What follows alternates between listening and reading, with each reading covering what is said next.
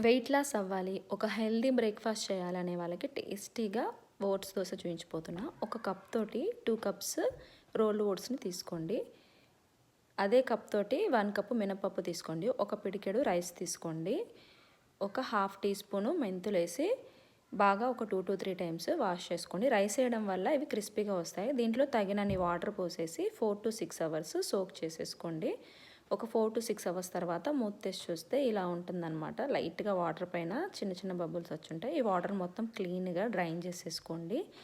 ఇంకా దీంట్లోకి మనము ఒక 2 పచ్చిమిర్చి, ఒక ఇంచు అల్లము, ఒక టీ స్పూన్ జీలకర్ర, ఒక తగినంత ఉప్పు వేసేసి గ్రైండ్ చేసేద్దాము. దీంట్లో తగినన్ని వాటర్ కూడా వేసేసి ఒక ఫైన్ పేస్ట్ లాగా గ్రైండ్ చేసేసుకోండి. ఇదిగోండి ఇలాగా. ఈ బ్యాటర్ ఏంటంటే మనకి నార్మల్ బ్యాటర్ లాగా ఫర్మెంటేషన్ అవ్వాల్సిన అవసరం లేదు. ఇలా నీట్‌గా కలిపేసేసుకోండి.